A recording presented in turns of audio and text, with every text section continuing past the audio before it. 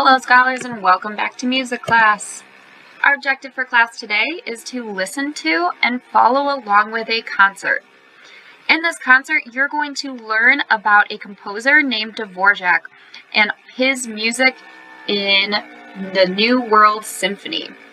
So just listen to the music, follow along with the presenter, and get to know Dvorak.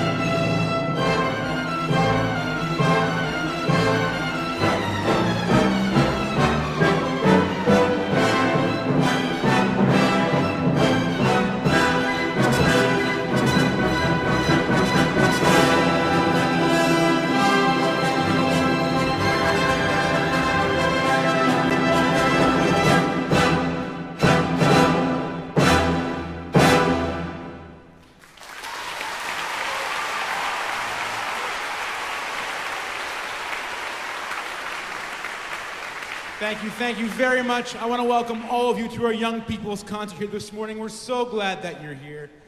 My name is Joshua Gerson, and of course, on stage with me is the fantastic New York Philharmonic. Give them a round of applause.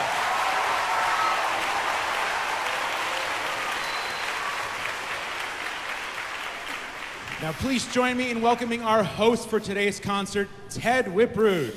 Thank you, Joshua. Hello, everyone.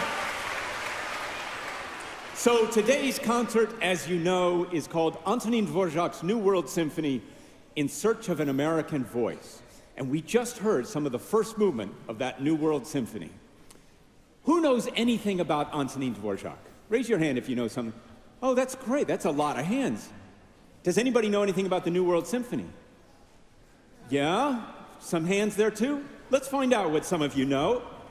And while we find out, we're going to look at some of the pictures some of you have sent us about Dvorak and about his journey to America. So who has something to tell us? Yes. Antonin Dvorak was born in the Czech Republic. Very good. That's right. He came from what's now called the Czech Republic. Anything about the music itself? Anybody know something about the New World Symphony? Yes, that's right. He composed the music for Going Home, but one of his students wrote those words that we know. Did you also hear in this music that rhythm that goes long, short, short, long? Anybody hear that? Right? There's one melody that goes up on that rhythm, right? And then one melody that goes down on the rhythm. Good listening. Did you also know that the New York Philharmonic gave the first performances of this piece in 1893? Or that Antonin Dvorak himself wrote on the title page of his autograph score, From the New World. He meant this as a kind of a postcard about all his American experiences to his friends back home. Now, Dvorak came from Bohemia, which is part of what's now called the Czech Republic. He traveled all the way by ocean liner to New York City. He spent 3 years here. One summer, he took a train. He loved trains.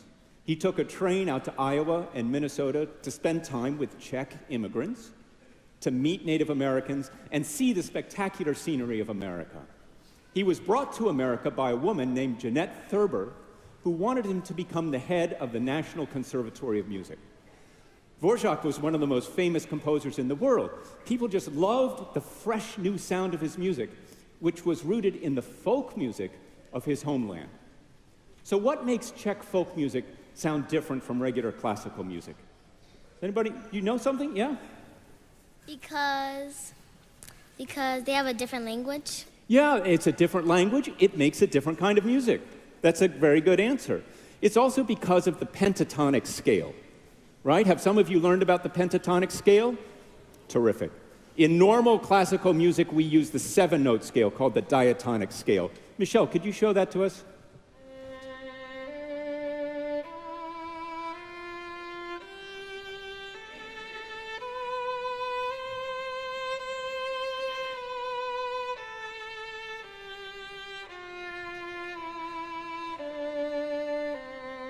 Right?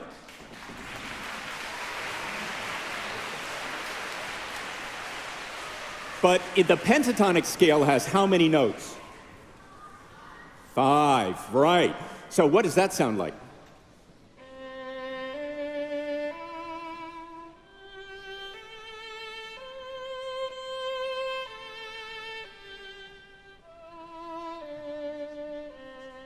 Thank you. 1, 2, 3, 4, 5, 1. Sing that with me so you get it in your ear.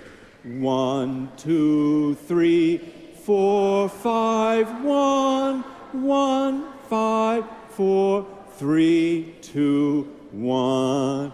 Every time I feel the Spirit moving in my heart, I will pray. Yes, every time I feel the Spirit moving in my heart, I will pray.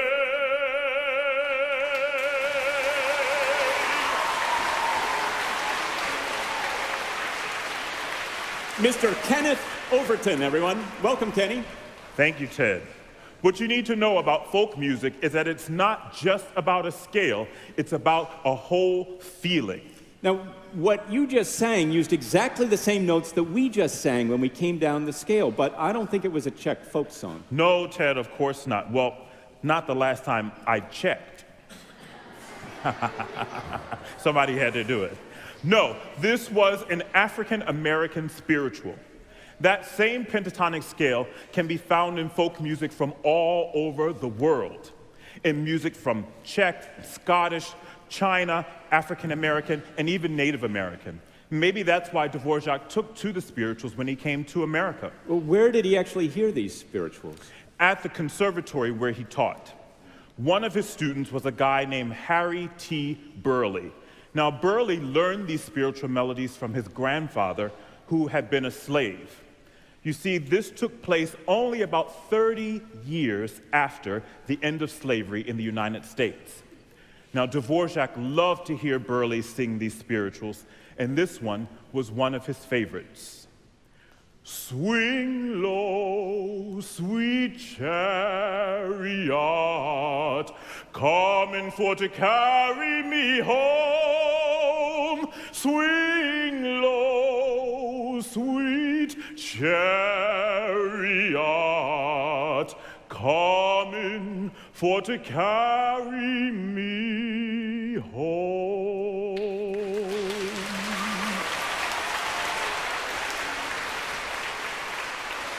Kenny, you sound fantastic. But you know, we've actually heard a melody that sounded just like that already in our concert in Dvorak's New World Symphony. Maybe you all remember it. It sounded like this.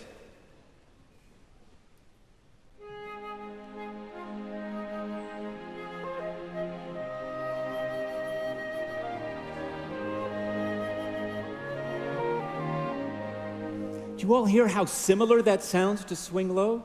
And it really illustrates something Dvorak said. He said, the future music of this country, he meant the African American spirituals. And in the Largo, the second movement of the symphony, he really showed what he meant. He composed a melody that sounds so much like a spiritual that, as a young lady told us, people thought that it was a spiritual when his student put words to it. But in fact, it was his own melody, and with words, it's called Goin' Home. Would you sing that for us now, Kenny? My pleasure.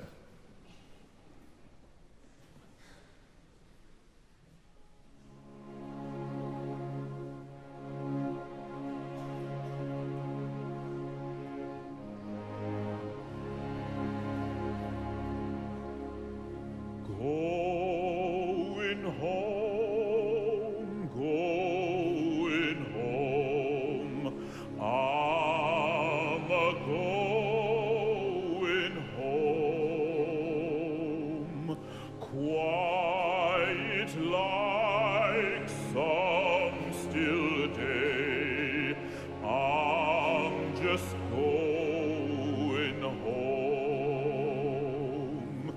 It's not far, just close by, through an open door.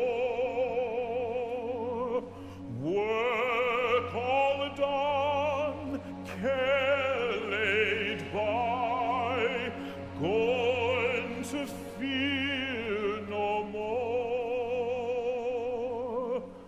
Mother's there expecting me, father's waiting too. Lots of folks gathered there, all the friends I knew.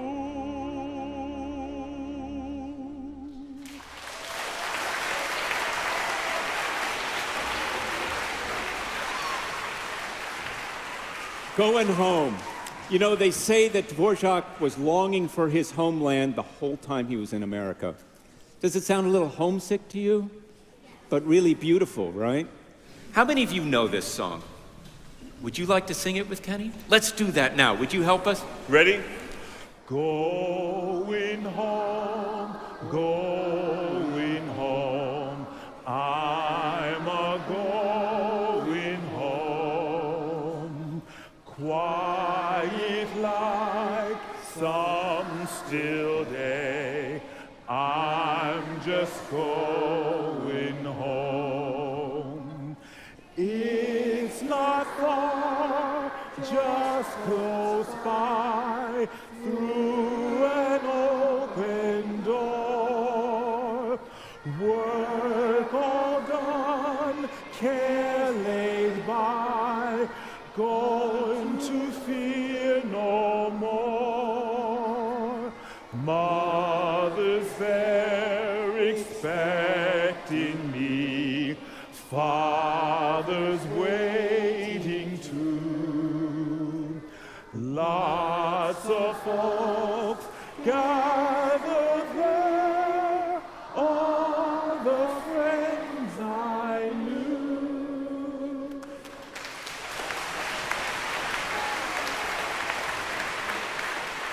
Just wonderful. Thank you all so much for that. Now, in the symphony, of course, there are no voices, but Dvorak gives that melody to a very special instrument. Grace Shryock, would you stand up and show us? Hi, everybody. I hope you guys are having a great time so far. This is an English horn, and it's kind of a weird name for it because it's not English and it's not a horn like a French horn. It's actually a longer version of an oboe. And because it's longer, it makes a lower sound that's very beautiful and mellow, and a lot of composers like to use it for slow melodies, just like Dvorak did in the Largo that you're about to hear. This is one of the most famous English horn solos ever written, and I can't wait to play it for you. Thank you, Grace.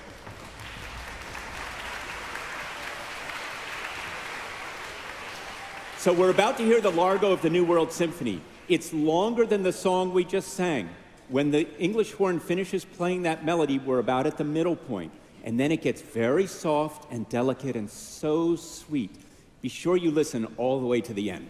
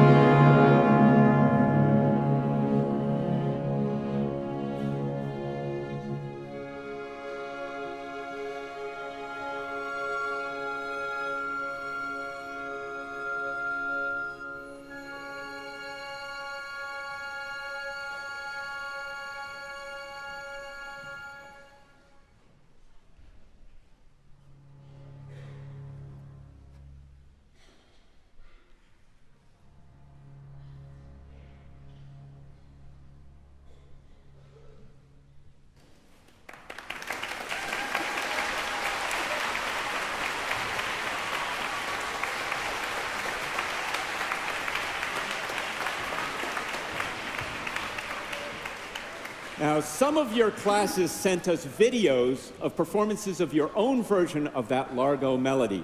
You put your own words to it with your own sense of home, or about your school, or about an adventure you've had. Let's see a few of those right now. At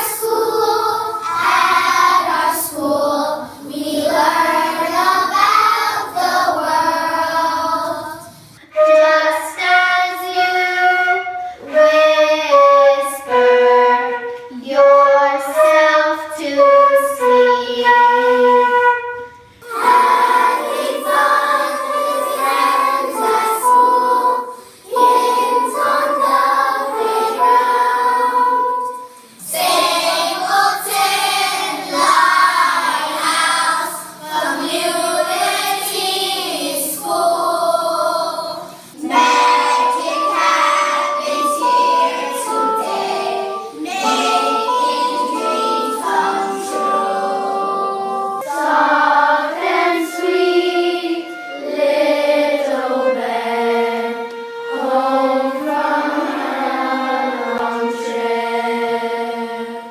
I am so homesick, I want to go home, but I want to explore New York, that's not my home. Great work, everybody.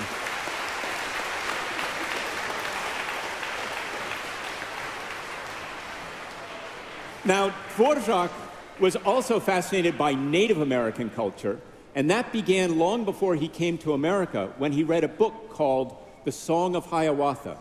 It's the epic story of a hero named Hiawatha told in a long poem by Henry Wadsworth Longfellow. Dvorak wrote that the third movement of his symphony, called the Scherzo, was inspired by a scene at Hiawatha's wedding when his friend Paupuk Kiwis gets up to dance.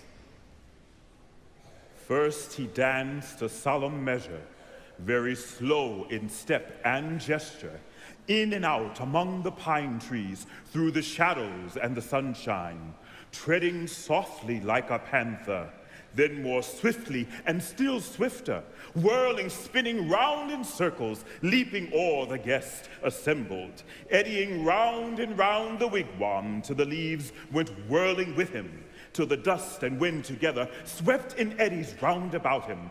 On he sped, with frenzied gestures, stamped upon the stand, and tossed it wildly in the air around him. Thank you, Kenny.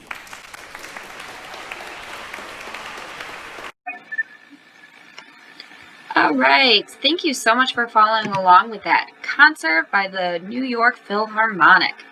For your exit ticket today, you are going to your class's Google Classroom, going to classwork, and you are finding your exit ticket for the day. So if I'm in Michigan, I'm hitting the Michigan 1202 exit ticket. You have a Google form to fill out, and it is one simple question. Who composed the music that we learned about today? Was it Mozart, Beethoven, Kanye West, or Dvorak? You have the rest of class time to complete your exit ticket to show me that you were listening to our video today. I can't wait to see you all next week.